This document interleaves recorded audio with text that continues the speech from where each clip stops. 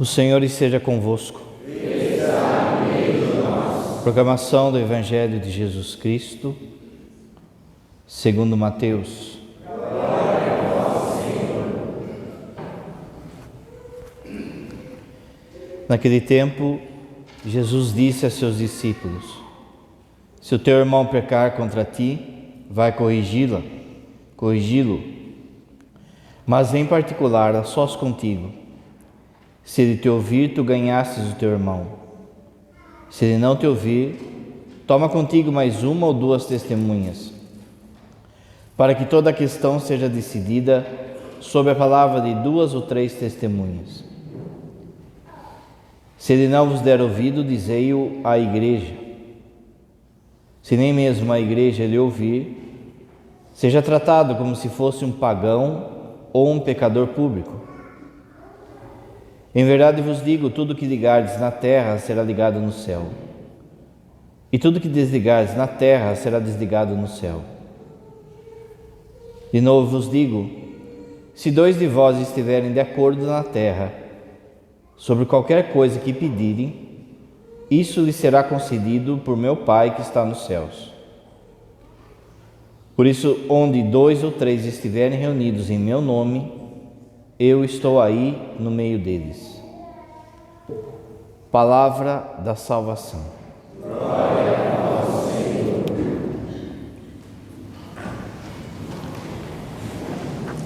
Caríssimos irmãos e irmãs, o amor é o cumprimento perfeito da lei. Assim terminou a segunda leitura. Só que a nossa concepção de amor, ela está errada, né? Nós, quando pensamos em amor, a gente pensa anos 60. A gente pensa que o amor é um sentimento, que o amor é sexo, que o amor é desejo, que o amor é emoção. Mas o amor, ele usa disso, mas ele é muito maior do que isso. Porque o amor, ele é sacrifício, o amor é negação de si mesmo, o amor é negação das nossas vontades, negação dos nossos desejos, e o amor também é correção. Nós hoje vivemos num mundo em que a palavra amor foi deturpada, e a gente acha que amor é só um sentimento ou um desejo. Mas o jeito correto da gente perceber o que é amor é olhar para a pessoa de Jesus. Jesus nos ensina o que é o amor. Ele nos ensinou pelo seu sacrifício, pelos seus ensinamentos e pela sua correção também. O Senhor estabeleceu no seu ensinamento aquilo que a gente conhece como obras de misericórdia. E a igreja catalogou essas obras de misericórdia em 14, são 14 as obras de misericórdia, as obras de amor. São 7 obras corporais, que a gente ama as pessoas fazendo bem ao corpo das pessoas. Dá de comer a quem tem fome, dá de vestir a quem está nu, dá de beber a quem tem sede, enterrar os enfermos, enterrar os defuntos, visitar os enfermos, visitar os presos. Existem também 7 obras de misericórdia espirituais: ensinar os ignorantes, ter paciência com as pessoas, e uma delas é justamente corrigir os que erram. A correção é uma obra de caridade, a correção é uma obra de amor. Só que nós vivemos em tempos em que ninguém quer ser corrigido, porque nós vivemos em tempos que cada um acha que é dono da verdade, que é dono do próprio nariz. Então, quando você corrige alguém, vem uma frase satânica. Uma frase satânica. Ninguém tem nada que ver comigo. Ninguém paga minhas contas. Eu faço o que eu quero. Eu sou dono do meu nariz. Está errado. A primeira leitura, Deus começa dizendo assim para Ezequiel: eu estabeleci você como vigia da casa de Israel. Você vai lembrar que quando Caim matou Abel, Deus chega para Caim e fala assim: o que você fez do seu irmão? E Caim fala assim: acaso eu sou o guarda do meu irmão? E Deus responde: é. O Senhor constituiu os seres humanos em fraternidade. A palavra fraternidade significa irmandade. Cada um é responsável pela vida do outro. Cada um é responsável pela salvação do outro, sim. Ninguém paga minhas contas. Como o padre falou, essa frase é uma frase satânica. Porque a ninguém foi dado a capacidade de desenrolar a vida por si mesmo. A ninguém foi dado a capacidade de chegar até Deus por si mesmo. Eu sei o caminho, eu sei como faz, ninguém manda em mim. Deus não constituiu assim. Deus nos constituiu em fraternidade. Você é sim sentinela do seu irmão, e o seu irmão é sim sentinela seu. Todos nós estamos no mesmo barco. Esse barco tem que ir para Deus. Quando tem alguém que está remando contrário, tem que ser corrigido. Portanto, existe uma responsabilidade nossa diante de todas as pessoas. Essa responsabilidade, ela é menor ou maior, dependendo do laço que a gente tem com a pessoa. Mas você é responsável, por exemplo, das pessoas que vivem na África hoje. Padre, mas eu não tenho contato com elas. Certo, mas a sua responsabilidade permanece. Ela é menor, mas ela permanece. Porque quando você, por exemplo, estraga o planeta, você está interferindo neles também. Quando eu sou egoísta aqui, eu estou interferindo lá. Essa coisa de globalização, de mercado global, no fundo, ela só globalizou o pecado, né? Ela só globalizou o egoísmo. Porém, na medida em que esse laço de vínculo seu com as pessoas se aproxima, a responsabilidade diante do outro, ela aumenta. Então, por exemplo, a sua responsabilidade diante do país é maior do que com quem está na África.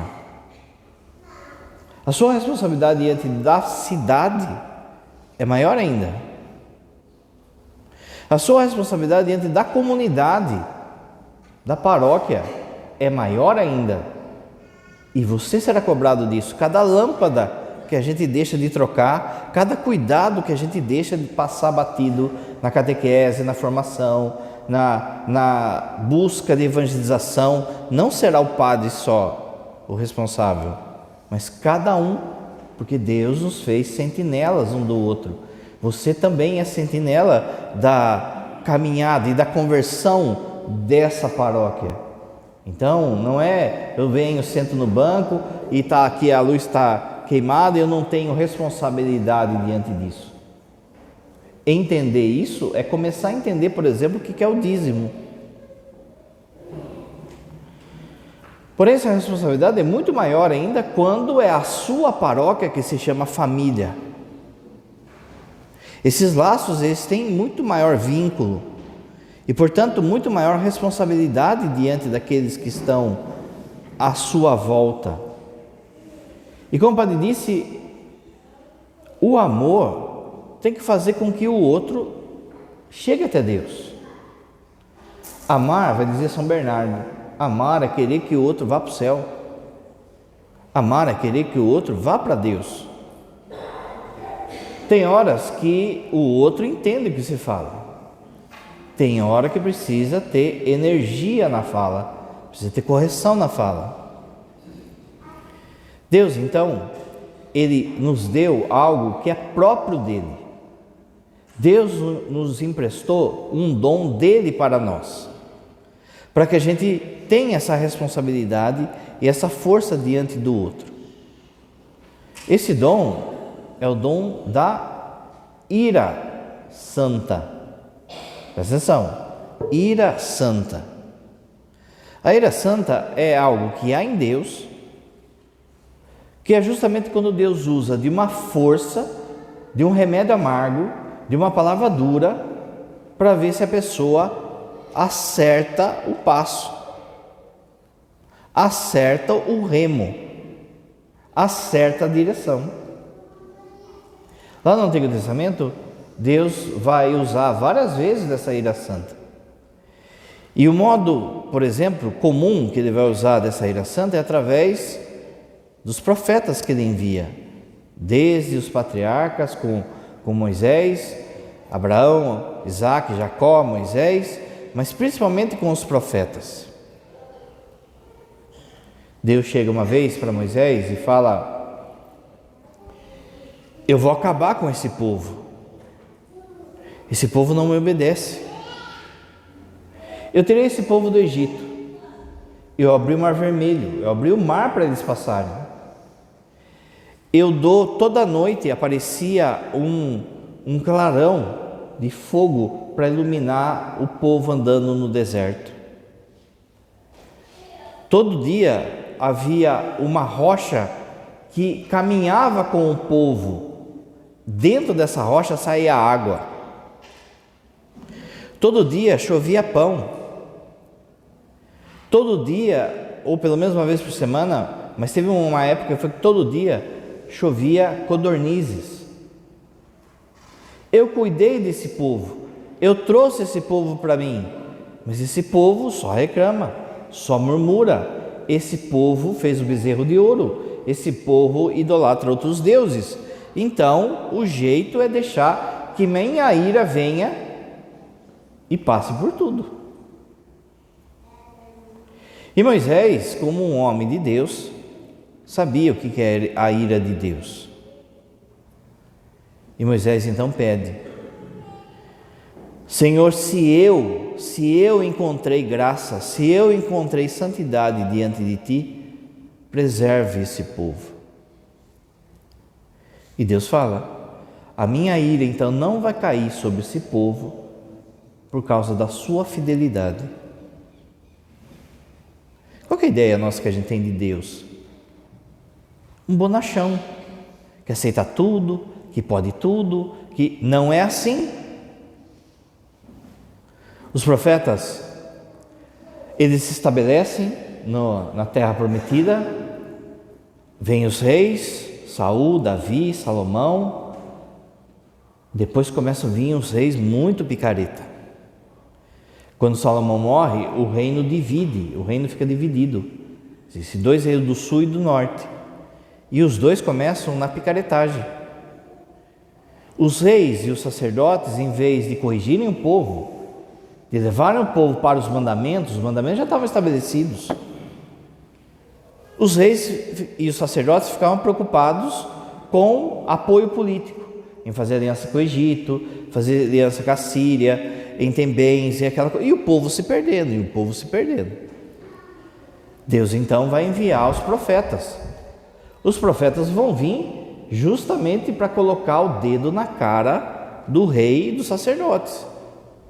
Assim diz o Senhor. Aí os profetas falavam: meu povo está perecendo porque não tem quem ensine, não tem quem corrija. Meu povo está perecendo porque se tornaram adúlteros, se tornaram idólatras. E entre isso que os profetas falavam, eles diziam: tomai cuidado. Olha a expressão que é usada lá no Antigo Testamento: tomai cuidado, porque a taça da ira de Deus está se enchendo. Percebe? Se fosse tradução brasileira, seria assim: Deus está de saco cheio já. Ele vai intervir. Saco cheio não é uma expressão chula, né? Quando as pessoas chegavam no trem, Paliné é cultura, hein? Chegava no trem no começo do século, não tinha emprego, havia as pessoas que carregavam sacos. Era o puxa-saco. E aí ele carregava o saco e ganhava um dinheirinho.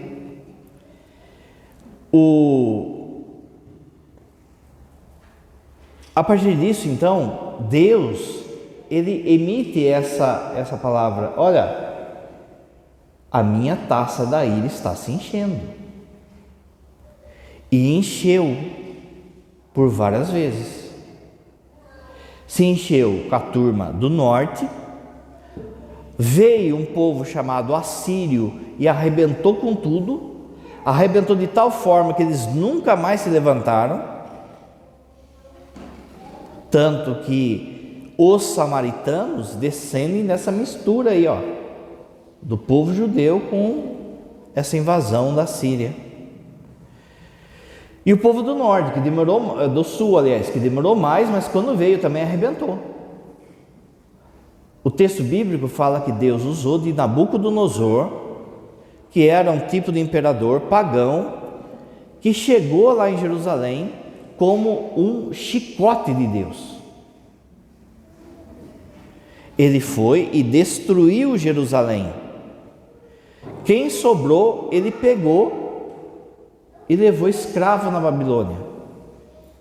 Quando chegou na Babilônia, várias pessoas se entregaram aos povos babilônios, aos deuses babilônios, mas quem ficou fiel se purificou.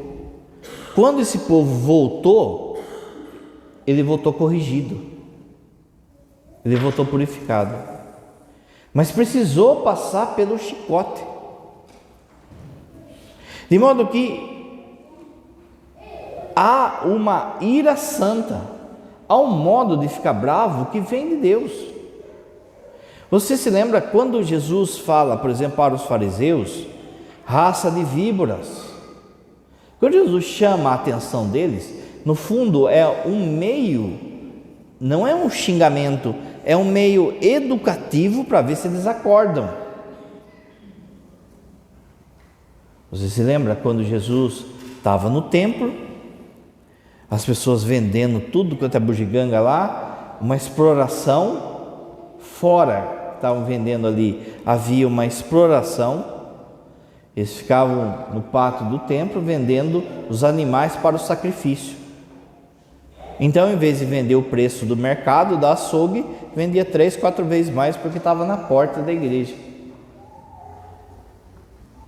Ninguém corrigia o povo continuava pecando. Quanto mais o povo pecava, mais sacrifício tinha, mais entrava dinheiro. Então ninguém corrigia. O cara pegava, adulterava, em vez de mudar de vida, não, ele vai lá e compra um bezerro. Aí semana que vem ele adultera, ele não compra outro bezerro e fica assim. E ninguém fala nada, porque estava entrando dinheiro. Jesus chega para os apóstolos, chega ali para as pessoas que estavam ali no templo e fala assim: queridinhos, não façam isso, por favor, não faça isso. Foi isso que Jesus fez? Não, pegou um reio, derrubou tudo lá, não foi isso? E desceu a piaba em todo mundo. E a palavra foi: o zelo por tua casa me consome, o amor que eu tenho por tua casa me consome. Existe então uma ira que é santa, existe uma ira que vem de Deus, existe um modo de ficar bravo que vem de Deus. E às vezes, para corrigir aqueles irmãozinhos que estão remando errado, a gente precisa usar dessa ira santa. O problema é que a gente não sabe corrigir. O segundo problema é que a gente acha que só a gente está certo. Então, a partir de agora, a família tem 3 partes. O que não é correção? O que é correção? E o que eu faço quando me corrigirem? Porque, como você falou, ninguém sabe tudo, ninguém acerta tudo. E o meu irmão que está aí do seu lado, o seu irmão que está do seu lado, ele é responsável pela sua vida e ele precisa te corrigir. A primeira coisa, então, o que não é correção? Não é correção quando eu sou tomado pela raiva. Quando eu estou tomado pela raiva, aí vira o pecado da ira. Percebe? Ira santa e pecado da ira. Por que Jesus não pecou na ira quando ele expulsou os vendilhões do templo? A hora certa, o lugar certo e a medida certa. A hora certa, o lugar certo e a medida certa. Mas quando a gente é tomado pela raiva, o demônio joga gasolina. E aí, por muitas e muitas vezes, a gente pode estar com a razão, mas com o remédio errado. E aí, perde a pessoa. Porque daí nessa hora, a gente acha que corrigir, por exemplo, é se vingar da pessoa. Não, então agora você vai ver. Por muitas vezes a gente acha que essa ira é descontar na pessoa, é esfregar a verdade na cara do outro. Agora você vai comer, não é assim? Não é assim que sua mãe falava? Ah, você queria 5 ovos? Agora você come. A gente quer esfregar a verdade na cara do outro. Por muitas vezes a gente quer mostrar, com a nossa correção, que a gente tem razão. A gente quer mostrar que a gente é o certo. Por muitas vezes a gente usa dessa ira errada, usando de meios para controlar o outro. No fundo, por muitas vezes é controle. Quem manda aqui sou eu. Por muitas vezes a pessoa usa de autoritarismo. Você que é pai e mãe deve tomar muito cuidado, e você pai principalmente, porque é nessa hora que esse negocinho que chama machismo ele aparece, e ainda justifica com boca de Deus ainda. Olha, mas Deus constituiu o homem chefe da casa. Chefe não é autoritário. O chefe da casa não é para ser autoridade. Você viu aqui que o texto falou que Deus deu no Evangelho, Ele deu a chave da sua casa. A chave da casa Ele deu para você, mas a casa não é sua, a casa é dele.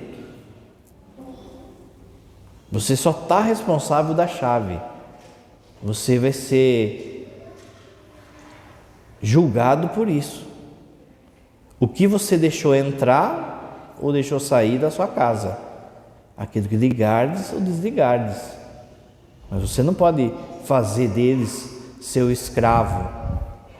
Você, esposa também, tem esposa também, da mesma forma. Todo mundo tem que fazer o que eu quero, porque quem manda aqui sou eu. O controle, a crítica é outra desgraça. Às vezes a gente acha que corrigir outro é criticar. E o mundo tem favorecido essa questão da crítica. E por muitas vezes entrou nas faculdades uma escola de filosofia chamada Escola de Frankfurt. E lá é ensinado que quem é inteligente critica. Só que isso não está só nas faculdades, isso aqui espalhou na base. E aí a gente acha que criticar é ser inteligente. E aí vem com desculpinha assim, mas é uma crítica construtiva. É o capeta disfarçado. A gente fica querendo criticar. Veja, por exemplo, vocês estão vendo, vou falar, hein? Vocês estão vendo as obras que está tendo aí na paróquia, né? Para abrir alicerce, acha pouco. Mas para criticar... Mas por que o padre não faz assim? Mas por que não faz assim? Vai lá, meu irmão. Não é? Pega uma picareta lá, você já vai ver por que não faz assim. Mas isso também, em tudo, na vida espiritual, em casa. A gente acha que é criticar. Vamos criticar. Vamos criticar o governo é corrupto. Aí eu vou lá e compro minha carta de motorista. Vamos criticar o governo é corrupto. Aí eu vou lá e passo no sinal fechado, corto fila, sou malandrão, mas vamos criticar. E em casa, ou na comunidade, na igreja, aí eu viro o apontador de erros. Olha lá, o padre não abriu a mão na medida certa, o missal fala que é tantos centímetros, e ele abriu só... Que correção que é essa? Nenhuma. É a crítica pela crítica. A pessoa, ela... Tem alguém na vila, por exemplo, que estava na droga, estava caído na rua, estava naquela bagunça, e de repente aquela pessoa se converteu. E ela começa a vir na igreja e começa a participar, e ele está na pegada, ele começa a ir na missa todo dia, começa a ler a Bíblia, começa a ler o catecismo. Passa 6 meses, o grupo de oração fala assim: vamos chamar ele para dar o testemunho dele. Aí o cara vem. E o cara vem e ele está com o coração explodindo de amor por Deus. E o cara vem e ele arrebenta no grupo de oração. Ele conta como que ele estava, o que Deus fez nele. A veinha lá do grupo de oração fala para a amiga dela: nossa, você viu a filha da fulana, o filho da fulana, filha? Ela vivia na calçada, vivia caída. Olha o que Deus fez nela. Olha a pregação dela hoje. A outra fala assim: foi bom, mas esse mais é o capeta. É a crítica, é o rebaixamento do outro. A pessoa não consegue se alegrar que o outro se levantou. Disfarçado, não, mas eu estou falando só para ajudar ela, viu? É o capeta falando, gente. Olha, uma crítica construtiva, viu, padre? É o capeta falando. Quantas frases que vem para tirar a gente do trilho, de gente que não está nem se importando ou não está nem aí com a coisa e vem, entende? E aí vem com esse discursinho de correção fraterna, mas no fundo é crítica. Uma outra forma da gente disfarçar essa falsa correção é quando a gente usa de rótulo. Quando a gente rotula as pessoas, gente. Você não corrige os seus filhos quando você rotula eles. Você está jogando ele para o fogo ainda. Ah, esse é um vagabundo. Essa é uma biscate. Essa aí é uma desmiolada. Você não corrige eles quando você usa de rótulo. Você joga eles mais para a fogueira ainda. Você vai massificando aquilo na cabeça dela de uma forma que uma hora ela vai falar assim: ah, eu sou assim mesmo. Me criaram assim. Então vou esperar o quê? Se você plantou limão, é limão, limoeira, limão que vai dar. Ora, se você está ali plantando, falando, ó, você é assim, meu, isso não é correção, isso é jogar a pessoa mais ainda no erro. Ah, é um preguiçoso, é um desmiolado, é isso, aquilo outro, é um mentiroso, é isso. A gente vai com o esposo: ah, é uma desgraça, é um traste, não sei o que, por que casou? Falta de falar, hein? Vou falar, hein? Na hora que tá com o zoinho aí, não lembrou, né? Na hora que estava no esfrega, lá no namoro, todo mundo falando, o padre falando, a família falando: vai devagar, vai devagar. Não, é o amor da minha vida. Aí, agora toma, que o marido é seu, né? Não é meu, você casou com ele. Toma, que a esposa é sua agora. Essa desgraça, esse encosto que está na minha vida, agora é a sua cruz. Mas veja, a gente acha que está corrigindo, rotulando, mas a gente está só jogando a pessoa ainda mais na desgraça. Quando a gente também espalha o defeito dos outros, também não é correção. Quando a gente mata as pessoas com a boca ou com o olhar, não é correção. O padre já falou, pensa assim: amanheceu, você veio para a missa, a prostituta saiu do seu serviço, estava passando aí na frente da igreja, viu a igreja aberta, vou entrar, estou arrebentada, eu vou entrar, vamos ver esse negócio de Deus. Ela entrou para buscar Deus, ela entrou com a roupa que ela estava no serviço dela. Conforme os Rottweilers olhar, ela não volta nunca mais. Olha, isso é a roupa de vir na igreja. A pessoa não percebe que tem que existir um caminho de conversão, um caminho de paciência diferente de você, que já vem na igreja, que já sabe que tem que ter roupa comportada. Agora, ela está chegando agora. Se a gente catequizá-la, ela vai entender e vai mudar a roupa. Mas o jeito que ela pisar aqui, já vai ter Rottweiler ou uns pincher, né? Nem Rottweiler, é pincher, sabe? Só tem tamanho. Tamanho tremedeira, já viu o pincher como é? Ele fica tremendo, não é? Tem gente que chega assim e fala assim: padre, mas ninguém entra na nossa pastoral. Ninguém quer entrar na nossa pastoral, padre, não sei o que tem. Ninguém quer entrar no nosso grupo de oração, ninguém quer entrar. É lógico, gente, está cheio de Rottweiler lá. A pessoa chega na pastoral, ela tem que ser acolhida, ela tem que ser ensinada. Precisa ensinar a pessoa. Conforme você ensina, você vai cobrando. Olha, já não falou? Já não é assim? Já você vai catequizando, vai ensinando. Não, a gente acha que tem que chegar pronta na pastoral. E aí a mulher, sei lá, a mulher das toalhas, o homem do canto, o cara do microfone, eu não sei o que, acha que a pessoa tem que chegar já sabendo tudo. E aí a pessoa erra, em vez de corrigi-lo, catequizá-lo, rosna.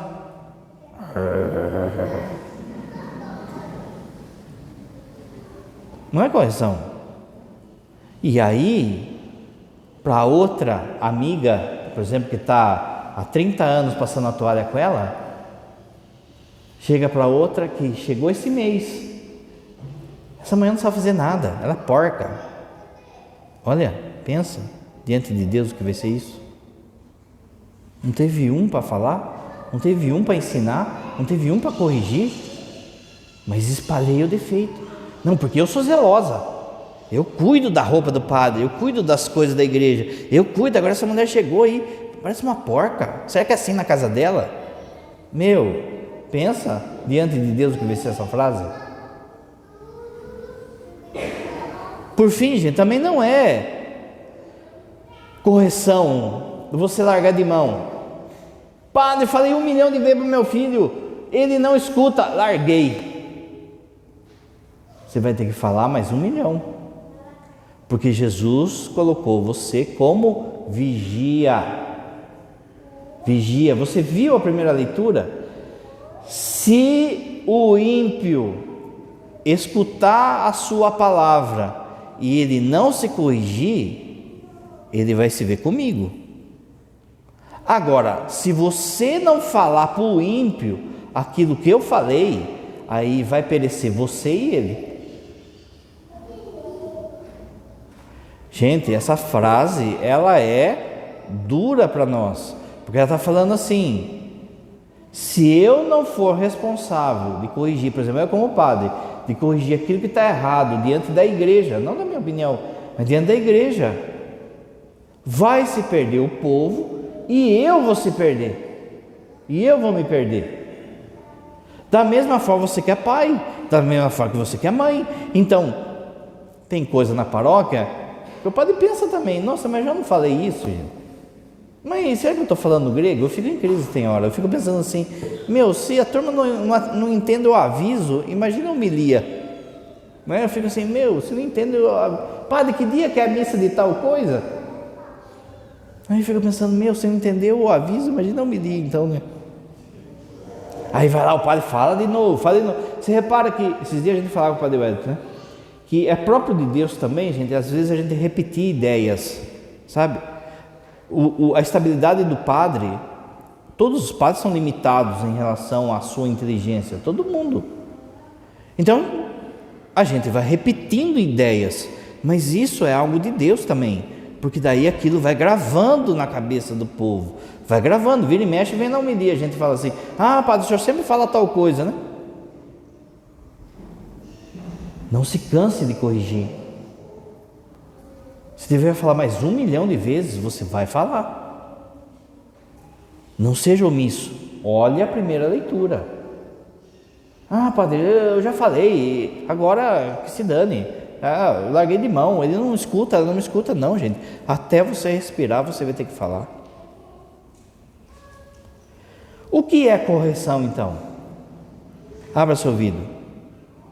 Correção, ela é feita para salvar a pessoa. Não é para você ter razão, não é para você se vingar, não é para você mostrar que sabe, é para salvar a pessoa. Você entra então com o espírito de correção para trazer a pessoa para a direção correta.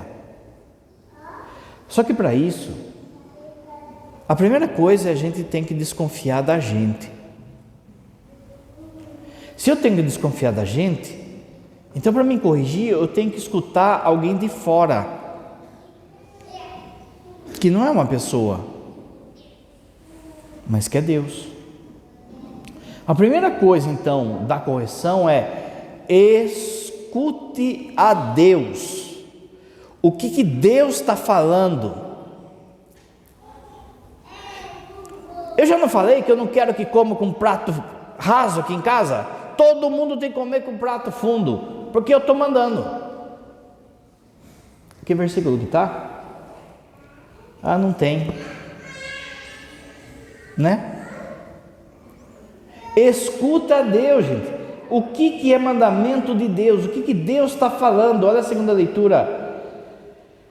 Não fiqueis devendo nada a ninguém, a não ser o amor próximo. De fato, esses são os mandamentos. Escute os mandamentos, olha só. Não cometerás adultério, não matarás, não cobiçarás, ou qualquer outro de mandamento. Se eu escuto a Deus, se eu escuto o que Ele fala, e eu percebo que em casa, na comunidade, tem alguém que está desviando dos mandamentos, aí é a hora de corrigir. Não é a hora porque não estão fazendo a minha vontade. A primeira coisa é escutar a Deus. Eu preciso escutar a Deus. Eu escuto e percebo, esse irmão está remando errado.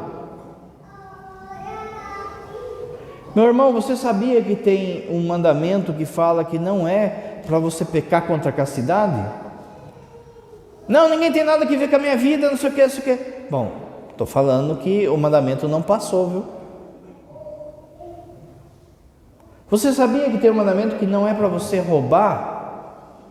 E você está levando isso aqui, não é seu, é seu. Esse negócio do serviço aqui é seu, essa chave de fenda é sua? Não, é da empresa, então não é seu, então você está roubando.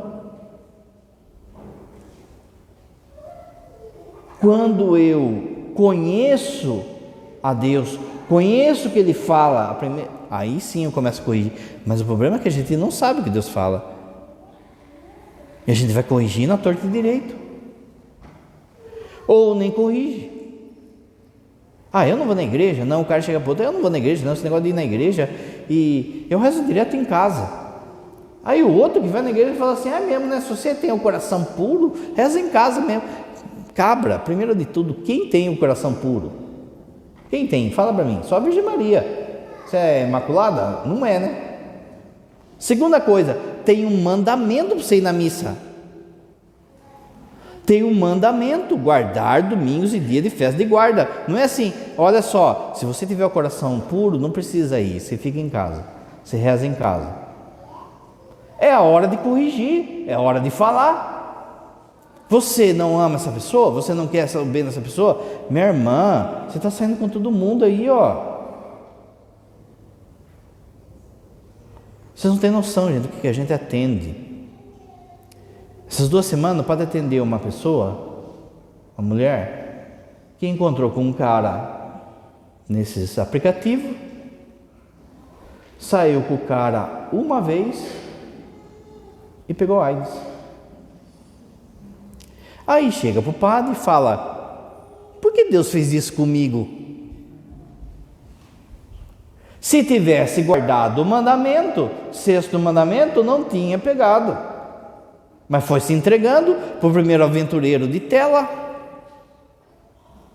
A menina foi na rave, lá na rave tomou os goró, aquela coisa toda, foi para o mato no meio do cara, ficou grávida, não conhece o cara direito, o cara começou a pressionar a abortar, e em 1 mês ela perdeu a criança, de modo espontâneo. Mas veja, em 1 mês, ó que virou.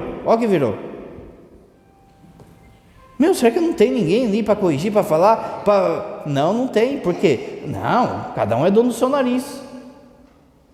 Na hora que a batata assa, aí sobra para quem? Vai para o padre, vai para Deus, vai não sei, né? E ainda a pessoa chega ainda cheia de razão ainda, diante de Deus.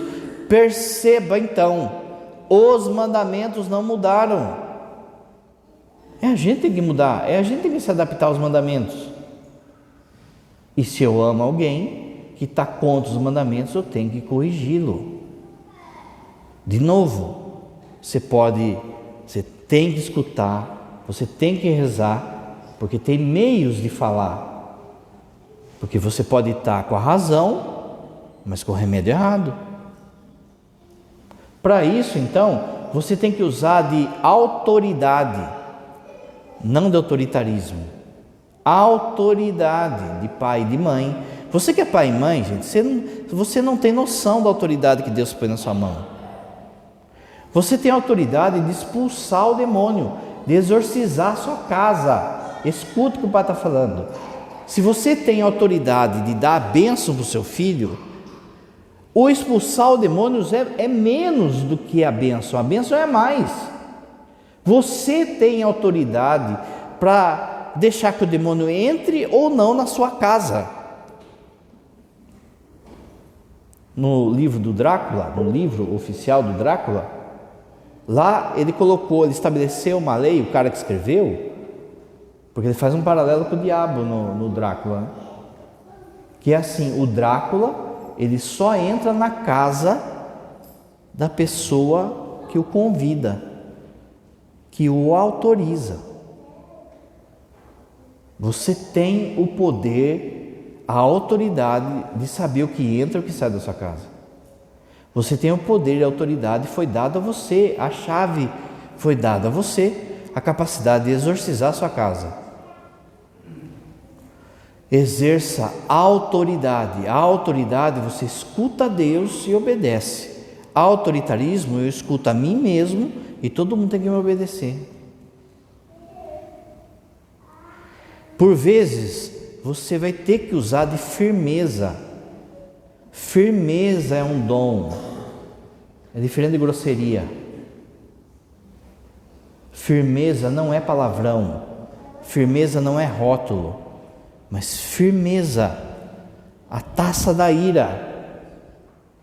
Você olha para esse mundo, Deus tem alertado, gente, que a taça da ira está subindo.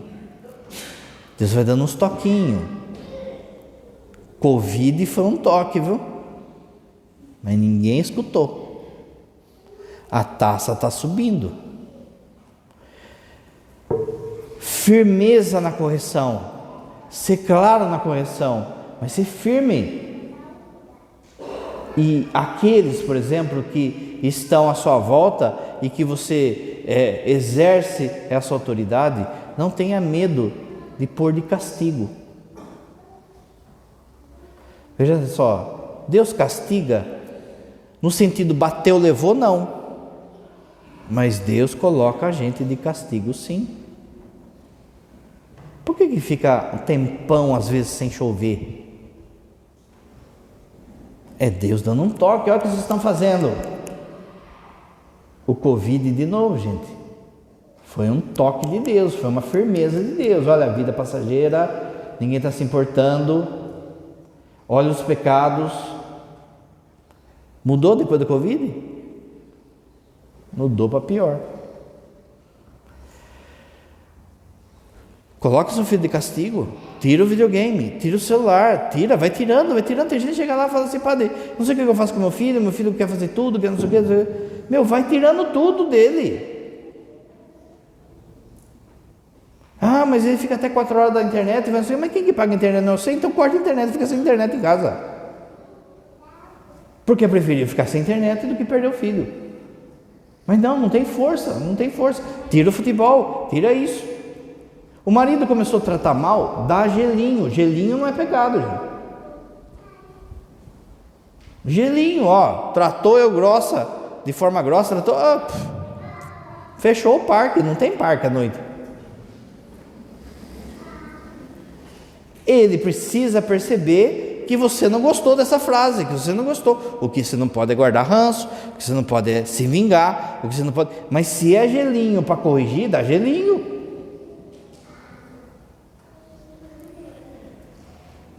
O que não é, o que é. E quando a gente é corrigido? O que a gente tem que fazer quando a gente é corrigido? Meus irmãos, olha só. Quando que você sabe quando uma pessoa é humilde? Quando ela é corrigida. A gente confunde humildade com falar manso, sabe? Com falar baixo. Eu sou humilde. Vamos fazer cara de Santa Teresinha, sabe? Essa cara de coitada. Tem gente que fala manso, mas espalha o veneno.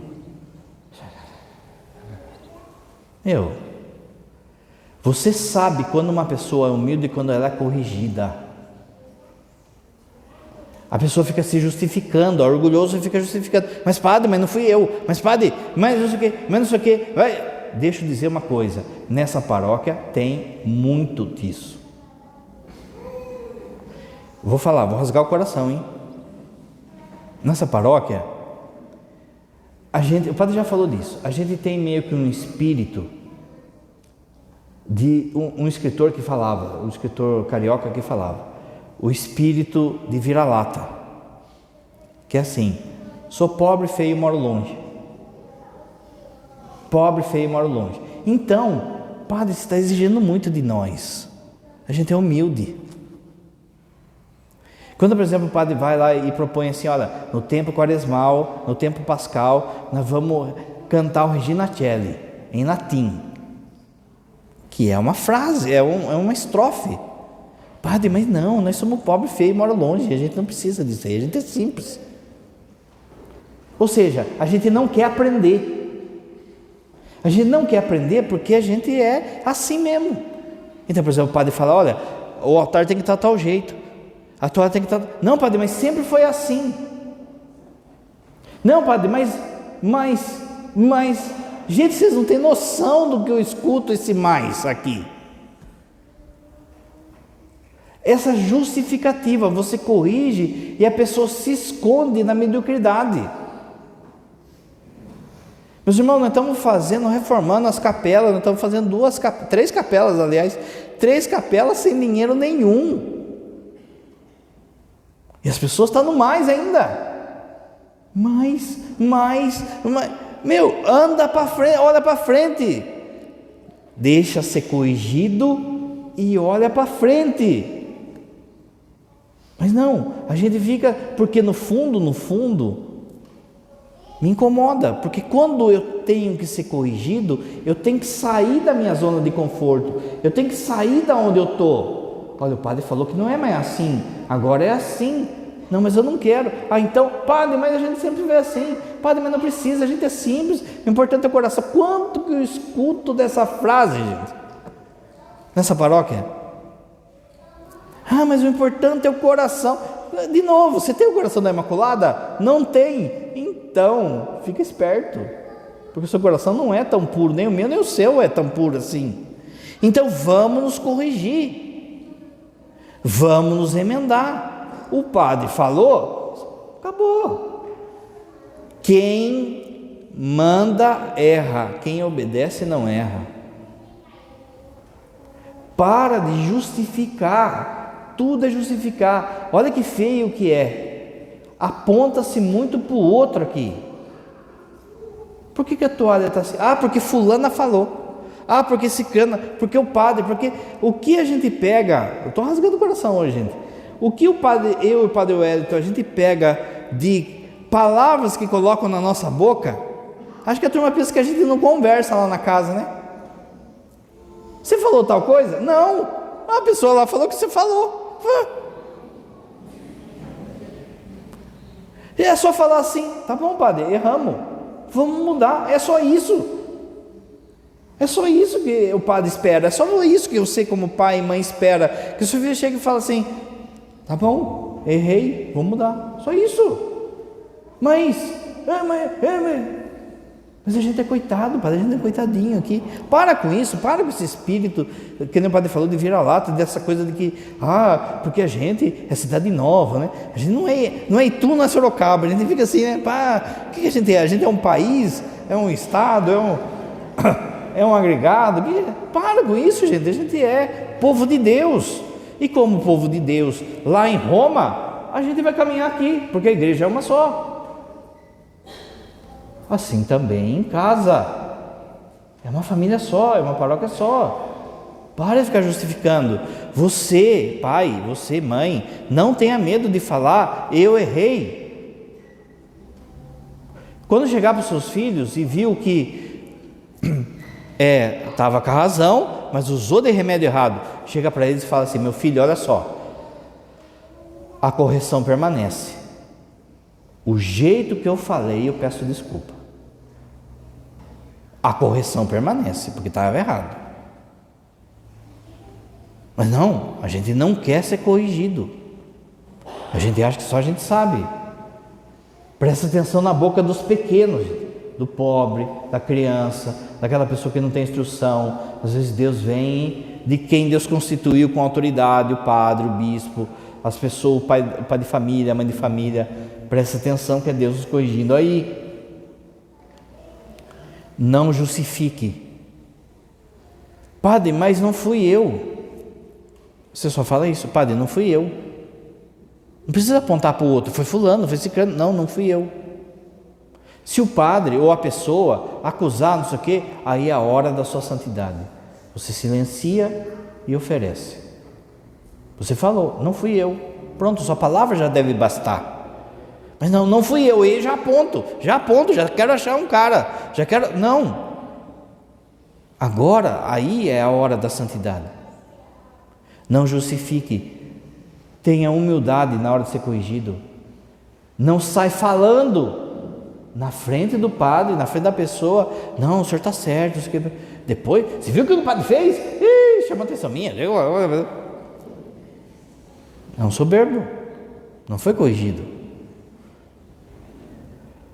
Presta atenção, o vacilo é público, a correção tem que ser pública. Quando o vacilo é público, o pedido de perdão nosso tem que ser público. Padre, mas isso é difícil. Pois é, que bom que é difícil, né? Porque daí não abaixa a nossa bola.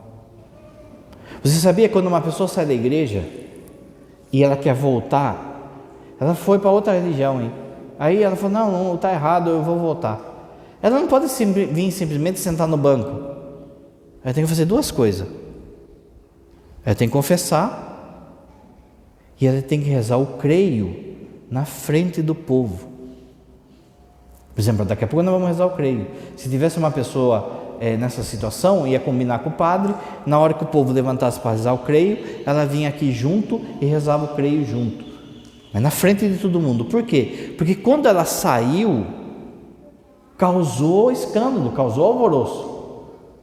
Agora ela volta. As pessoas têm que ver que ela voltou. Quando o erro é público, a correção, o pedido de perdão tem que ser público. Padre, mas isso dói, isso é humilhante, isso. Pois é, aí é para baixar nossa bola mesmo. quando é individual, vai fazer esse caminho que Jesus falou. Por último, quando a gente é corrigido, precisa também se retratar, gente. Precisa consertar, não adianta, eu peço perdão, sabe o marido, eu peço perdão, não vou fazer mais, semana que vem está fazendo de novo, e depois fazendo de novo, precisa mudar, precisa se emendar, senão só escutou ali, fez cara de paisagem a hora que está sendo corrigido e não teve mudança. O que adiantou? Quando eu estava no quartel, Pedro estava no quartel, quando eu estava no quartel tinha um soldado lá, gente, que ele não acertava o passo, não acertava a marcha. Quem serviu sabe, né? Quando bate o bumbo no pé esquerdo, quando bate o bumbo, você bate o pé esquerdo no chão com força. E o cara não acertava, o quartel inteiro, o cara marchando errado. Puseram o paralelepípedo na mão esquerda dele, ele dormiu com o paralelepípedo um dia. Você vai dormir com o paralelepípedo amarrado na sua mão esquerda, pra você lembrar qual é a mão esquerda sua. Deram 2 pés de coturno para ele esquerdo, esse aqui é o esquerdo, você vai, se vira. Veja, mas o cara não tinha jeito. Chegou no dia da formatura, lá do desfile, toda a tropa lá reunida, vai lá desfilar para o general, para tal e coisa, tá lá o carinha com o pé errado. Aí o capitão lá da bateria nossa chegou e falou assim: vocês não acreditam que a mãe dele fala assim, chegou para mim e falou assim ainda, só meu filho que estava certo. Se está todo mundo falando para você um negócio, então você tem que começar a pensar, será que não sou eu que estou com o passo errado? Então sou eu que tenho que mudar. Um que chega e fala assim: olha, eu acho que você precisava ser mais humilde, eu acho que precisava você falar mais manso, você fala muito gritado, muito grosseiro, você você vem depois vem outro, depois na confissão você toma também, você não, se emende de novo, gente, porque a gente quer corrigir os outros, mas quando corrige a gente, o orgulho aparece. Que Nossa Senhora nos ajude a vivermos essa obra de amor, obra de caridade, que é corrigir e ser corrigido.